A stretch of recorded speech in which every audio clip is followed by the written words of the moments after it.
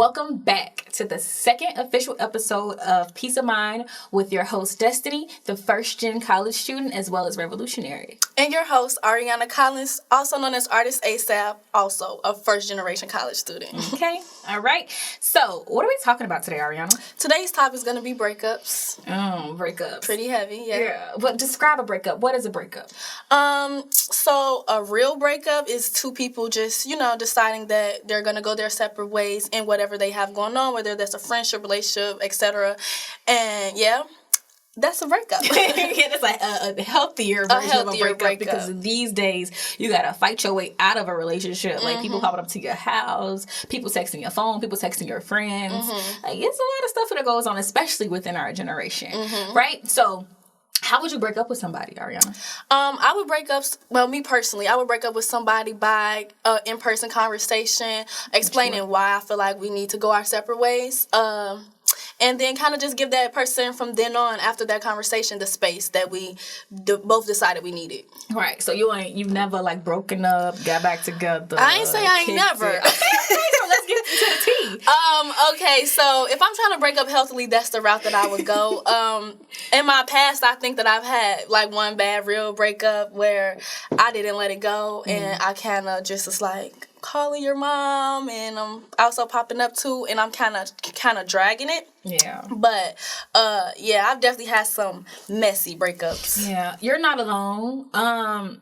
So what I'm gonna do is just be honest, right? Because I can tell you how I would break up with somebody, but I don't really believe in breaking up sometimes. Yeah. But because I have that thing where I don't know how to let people go, oftentimes I get ghosted, and I find that ghosting people. So let me explain what ghosting is.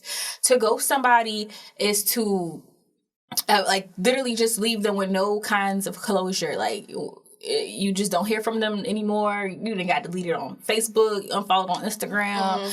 It's just, they're literally a ghost. Like, they're gone. So that has happened to me quite often. Like, people really just be ghosting me. I don't know if it's because I'm hard to break up with. I like to think so. They just can't really say it to my face. So they just ghost me. But nah, that's just me being delusional. So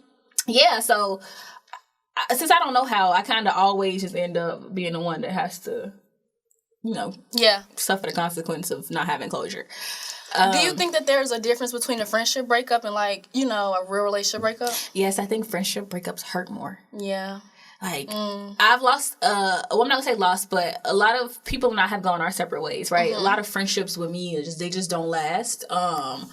I think mainly, because I feel like you asked me why that is, mainly because, I don't know, I kind of get tired of doing the same thing. I get tired of being around the same people. I get tired of just not being excited. And I don't know if I have people who like horoscopes on here, but I'm an Aries, and we are people who just like to keep it spontaneous. You have to keep me busy. If you don't keep me busy, then you're keeping me bored, and I don't want to be bored.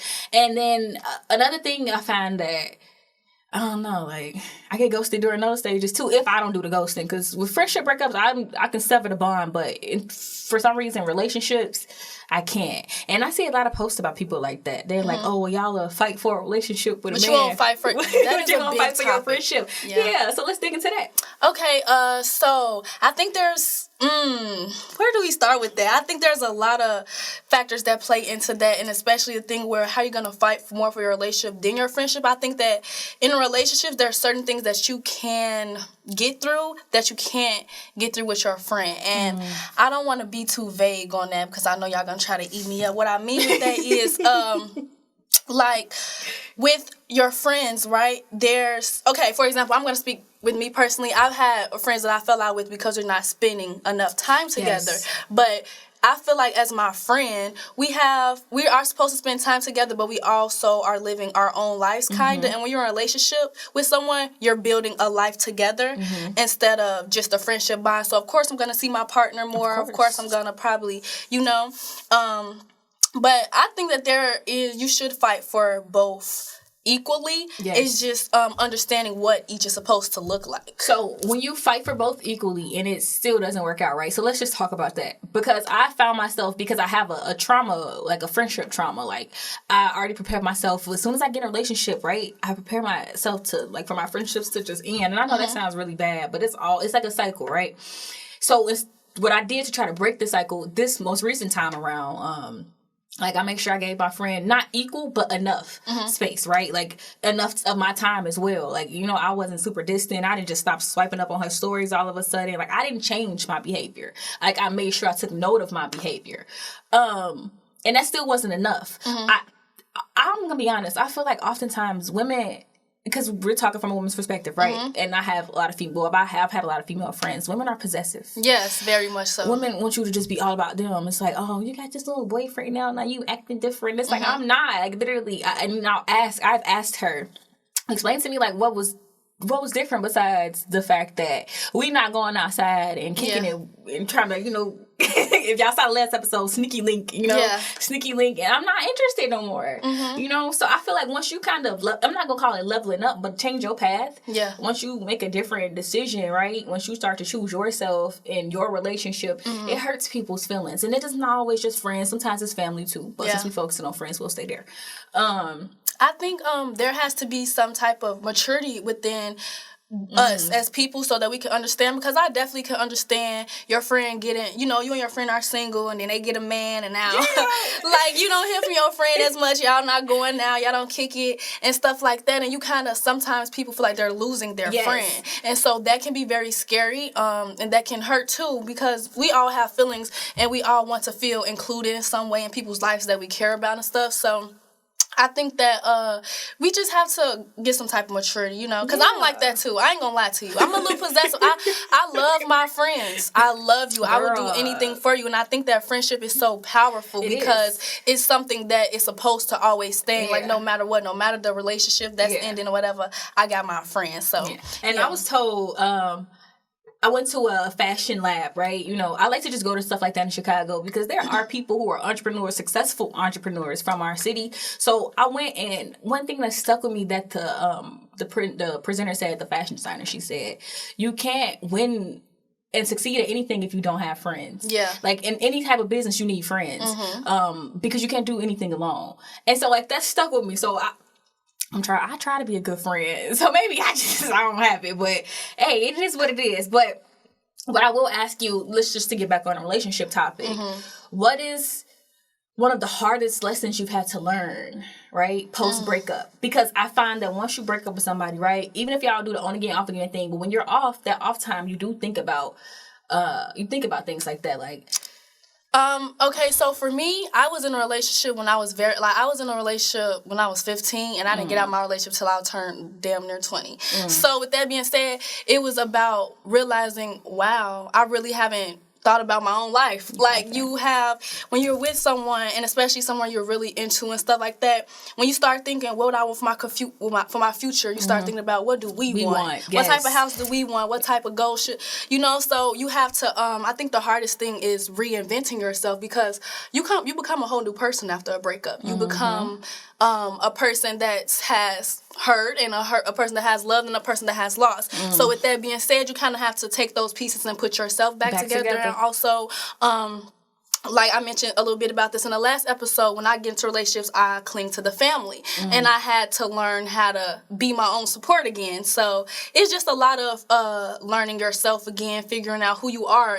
For me, especially because I didn't even know who I was. I was only 15 when I started my relationship. No, so, yeah. What led to the breakup? Y'all. So, I think it was a lot of things, and I'm going to be honest. The most thing is when I started doing stuff for myself. So, like I said, I was in a relationship for very young, and I came from foster care and stuff like that. So, a lot of the things that everything we did was together. Every single thing. We worked together. We didn't go to school together, but before in school and after school, we together and stuff like that. And then, I want to say when I started going to college, he's a year younger than me, by the way. He was a year younger. Well, he is. And, it was a gap of, well, you're doing this, and we planned this and this and this and this together, and now this is aligning with just you. And so then I remember in 2020, I started making music, and I dropped my first project, was Hood Butterflies, and surprisingly, it did really good. And I started doing shows, and I had my first interviews, my first radio interview, and I was like, oh my gosh, I'm doing this, you know what I mean? But I had to be in a lot of rooms with other artists and people where he couldn't always come and stuff like that. Right. So I think that I don't want to call it jealousy, but that left outness kind of started kicking in, because you have to remember we were two people used to doing every single thing together since we were 15 years old. So seeing me do a lot of things on my own, and then also he made music too, but he weren't getting at the time the opportunities that I was getting. So I think that kind of became a thing of, am I gonna choose to keep doing me and seeing what I want to do, or am I just gonna be like, for my relationship? And I chose me, and it kind of ended my relationship. You know what? You didn't do nothing wrong. Congratulations! Shout out to Arianna for choosing her. I know that's right, girl. Yeah, and just to let the record show, he more than likely was jealous. I like that you said, left out. He was jealous. Come on now, let's keep it a buck. He was jealous. But yeah, so I'll be vulnerable here, because my last relationship was a roller coaster. So it lasted about 2 years. I guess you could say it was 2 years, because we were those on again, off again type of people. And I would say it ended before it started. And I didn't know that until after I finally let it go. When we first started talking, whatever, it was a vibe. We were trauma bonding though. And that's not something that I knew that we were doing, because I was like, oh yeah, he relates to me. We both have felt like the black sheep of the family, or we both are the middle child. We just finding little things to bond about, but the trauma was what we really always dove into. Day 2, we telling each other stuff that we hadn't told anybody else. And at first it sounds beautiful. Oh yeah, I can finally express myself. It's like having counseling for free, because to a young mind, because I was it was still young. I was 19 at the time. I had actually just got out of a relationship. So this thing with me is I hop in relationships after relationships. I'll be honest. I'm that kind of person. I don't need time to sit and think and heal. No, I'm okay. I'm ready. It's done. And that's what it is. So, yeah, so I was kind of on a boy diet, meaning I don't want to deal with men right now. I'm chilling. I don't want to deal with y'all. And he was like, oh, no, I want you, fine. Cool. We met each other's families pretty fast, all that good stuff. Fast forward. He had the tendency to doubt himself a lot, and because he doubted himself a lot, it made him doubt me. So that led to cheating. And it's not something people talk about a lot, why people cheat. I know you don't need to understand the why, because if it's messed up, it's messed up. You don't deserve to get cheated on. But I think a large part of closure is understanding how that happened in the first place, because if you're blaming you, that's not it. You're not the reason why you got your feelings hurt. You're not the reason why somebody chose to deal with somebody else, right? So yeah, he cheated with his ex-girlfriend or whatever. This is the same person he used to talk bad about. She. But I should have knew that was a red flag too. Yes, that's a big red flag. They talk about the ex-girlfriend. They talk about you. She said they love him. That's a good one too. Yeah. I like that, because that didn't click. Because why is your mind still so occupied with someone else and I'm here? Right. No? You still hurt. Pay attention to that. Exactly. And I didn't, right? 19, just whatever. It was whatever. And I was in college. He wasn't in college at the time, but I was inspiring him to do that and things of that nature. I'm thinking I'm uplifting him. We always on the phone. But even if you always on the phone, you always texting, you always with each other, they're still more than likely talking to somebody else. Yeah, so once he cheated, I'm not gonna lie, that was my third relationship I had been in. I started dating when I was 14, right? So now I was 19 at that time. The third was the charm. I'm not getting cheated on again. So I cheated back. Yeah, I did it. I did it. I don't want to talk about that. Yeah, so, right. I cheated back. But, they can't take what they dish out. So, of course, he didn't like that. That was a bruise to the ego. And slowly but surely, I was realizing how much we didn't work. And I was communicative, right? I would communicate. I would tell him, hey, I don't think this is it. Maybe we're not the best fit for each other. But he was like, no, we're going to work it out. We're going to figure it out. And I'm like, no, we're not. I'm single. Do you? He said, oh, no. You could be single, but I go with you. And I'm like, okay, crazy. I kept doing me, essentially. Fast forward, whatever. It got abusive on both parts. I was verbally abusive. He would be emotionally and financially abusive. Because I set myself up properly, especially being in school and stuff like that. I'm going to have some money. He didn't always have that. So it was depending on me to do stuff, making me feel like I had to buy him stuff, making me feel like I had to, just kind of a mind control kind of thing. And of course I should have okay, cool, I'm done with it. I shouldn't have talked to him again, whatever. I continued to do it. I kept going back. And it got worse every time I went back. Until, and this is the biggest one for me. This is why I say, like, this is something I'm going to probably cry about. Until, like, it became physical. Like, we were fighting each other and stuff like that. And it basically, like, I ended up in the hospital for a month after, fighting him. That and it was June 6, 2020. I literally remember the exact day and everything. Like, ended up in the hospital, had to go to, like, you know, physical therapy, speech therapy, you know, outpatient stuff. And you would think, like, dang, you know, it clicked. Like, you know, he doesn't love you and stuff like that. But nah, I kept blaming myself for what happened to me. Like, you know, maybe if I wasn't so aggressive, maybe if I was more feminine, you know, kind of just, you know, blaming me for what he did.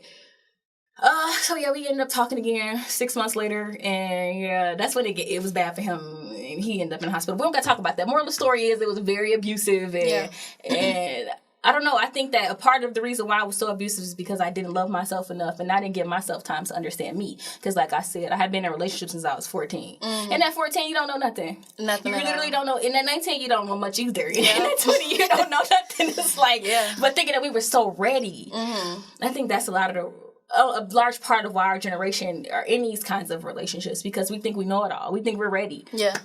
I'm sorry you had to go through that, but you brought up a lot of good topics that I want to kind of brush on. One was the infidelity thing. How do you feel about cheating? And then, so do you think that when you're cheated on or vice versa that you should leave? Or how do you feel about people who cheat back and decide to stay? Because I've been... You did both? I've been both. And a little bit leaning more to the cheating back and stay side. Yeah. And that's not okay, but... You know, but... It's not. The mature thing, though, is to leave. Like, you know what you're worth, and if somebody decides that they want to step out on you, the best way to hurt them is to leave them alone. You know, don't enable it. Don't, you know, have them feeling like they the man or they that girl. Like, they're going to stay with me. Just leave. But you know what, though? I make it very clear. I'm no longer mature. You know, I'm tired of being mature. It didn't work. So I'm against that. Like, I'm cheating back every time, and I'm sorry. But that's me, and that's probably toxic. You know what I found, though, and I'm going to be 100% honest. I used to be a person, I would cheat back just because I know you cheated on me, but honestly, I'm still, like, I'm not happy about that I cheated. Like, I only cheated because, like, I didn't want to cheat on you. But I feel like we needed to even the playing ground, and then you find yourself steady, constantly coming back to something, and you just feel so drained and taken away because now you're becoming a person who you not even are. Right. Just you're not familiar with yourself anymore. And I definitely dealt with that. You will lose yourself in revenge. That's a good part. Like, you know, a good topic. Like, you will lose yourself in revenge. You will think that you are justifying all of these things that you're doing. And you're like, okay, I'm doing this because he did this to me. But in reality, like, at some point, you're just choosing to do those things because you feel like... I think that people have a way of making you feel really low, you know, like about yourself to where you do stoop to those levels of cheating and then constantly doing it. Like me speaking as like, you know, an example, truthfully. Because I look back now and I'm like, oh, I'm kind of like disgusted with myself. Like turned off. Like, did I really do that? Like I could have hurt his feelings by leaving and then continue to boss up and level up because, you know, like I could have done that. But it was something else you just said and I wanted to talk about it. No, it's going to come back to me. Okay, and I wanted to kind of brush on also when I was telling you about how my last relationship just ended because of the difference. I don't want to be a person who's playing the blame game, so I want to take full accountability too. Like because how I mentioned I cheated back and stuff like that. When I got to this point where we were good and I'm doing all these shows and making money and music and stuff, and you feel some type of way, I feel like I wasn't taking heed or paying attention to how he was expressing to me feeling because before I got to this point, you've hurt me so much. Now that I'm here, I feel like you owe me. Exactly. You owe me. And so now I'm up here, I'm doing my stuff, and you telling me like, oh, I don't like when you go with them. It make me feel bad. I'm like, you owe me. Yeah. You feel what I'm saying? Like, because like you were saying, people can make you feel so low about yourself in that moment when you feel, it's kind of dangerous actually. You step into your power. Yeah, someone can make you feel so low that once you kind of regain your power, you don't know how to... You want to act. Or control it or use it nicely and wisely. You put it in their face. Yeah. Like, yeah, you know, just making them feel the heat. And I would say when breaking up and even in a relationship, you know, we are taught like there's a right and there's a wrong. And I agree, there are certain ways that you should go about something, but to each his own. Like whatever works. And not every person deserves like what's right. Yeah. And that's just what it is. And I hate to say it, but that is the case. Like especially if you hurt somebody so badly, you can't what is the phrase? If you disrespect me, you cannot tell me how to respond to your disrespect. Right. Like, that's literally all it is. You can't tell me how to respond to the disrespect. So, but it is important to watch the response, though, because that response could affect you. Because like I said, literally. I was rubbing in his face. I didn't care. But when it was over, baby, I cried. Yes. I cried. And I still cry. Like, because it's the fact. No, seriously, it's like real. And then I wanted to go into that. Breaking up and the healing from breakup has no time limit. Because you think you so over and you think you so, you know what, I'm good, I'm great. And then you just be on the bus and you see something y'all used to do together and it hits you like, oh. Yeah, no, man. For real. I can't even, well, now I can, but I couldn't like drive over East in Chicago because he used to live over East. And I'm like, oh, we used to walk on that bridge. Oh, we went to that park. Oh, I remember we walked his dog. Yeah. Now I'll be like, oh, yeah, that did happen. And I don't think about him no more. But that took a while. I would like to say that healing after a breakup isn't instant. Do you believe that? Like, you can just instantly be over somebody? I think that instant healing can be deceiving. You can think you're instantly healed because it ended, and for some people, it kind of like, especially initially, a weight off the shoulders. I could do what I want. I don't have to, everything that I do doesn't affect someone else now. But, it's definitely not instant.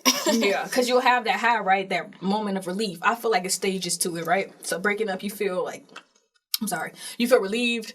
Okay, cool. Like, dang, I finally got him off my back, or I finally got her off my back, right? I finally, they leaving me alone now. I can be at peace. And then that day go by, and then day 2 go by, and you start remembering stuff. You start thinking about them, like, dang, we did end bad, and, we used to have this, and now you driving, and you on your way to the store, the grocery store, or whatever, and you listening to Rod Wave, and you crying. Yeah. Like, you just crying, like, dang, Rod Wave will get you. Right, every time. Like, girl, I'm like, oh my God, why he speaking from the heart like that?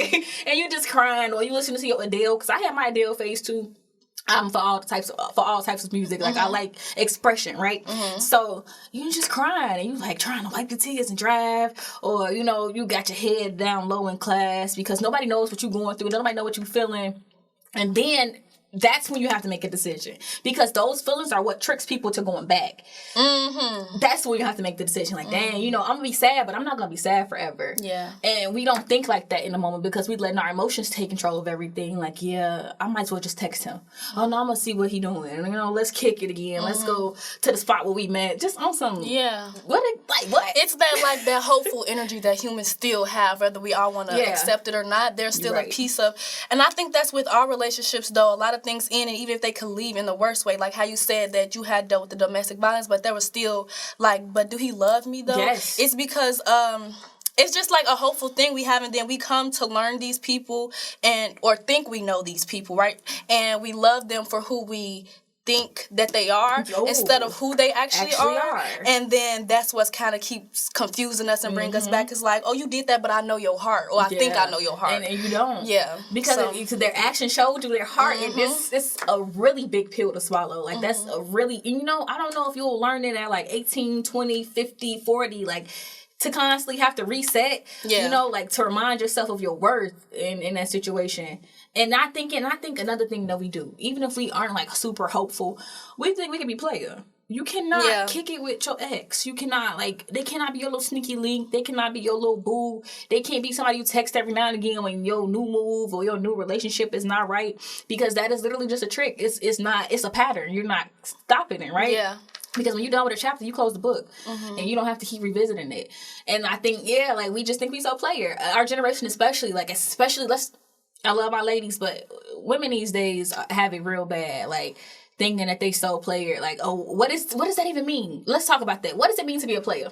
First off, stop coming for me. No, but I think that, okay, so where should we start? What does it mean to be a player? I think in this generation is, I can mess you. I'm not having no feelings. I don't care what you do.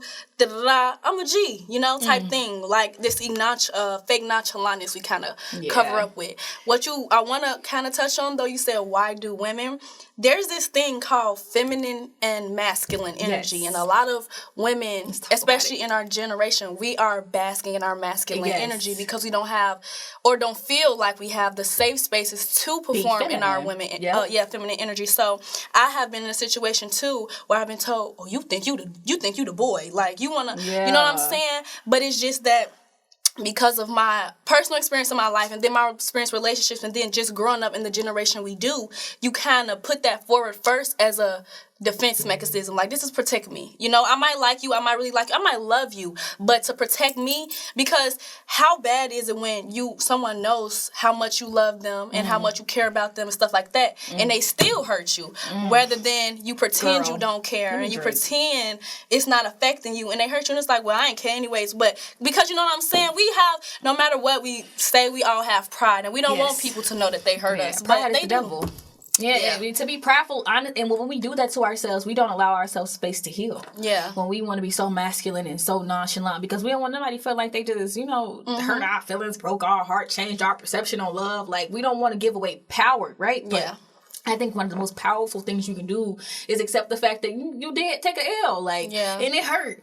And you're going to have to dust yourself off, and you're going to get back up, and if you want to try again, you can try again. If you want to do that now or later, you can, but women want to be so tough. Yeah. But I think that's part of the reason why we get treated how we do, too, most of the time. It's like, we want to be tough too, but want somebody to understand our feelings. How if we didn't show them? Yeah. How if we don't ever want to show that? We always want to be all guarded.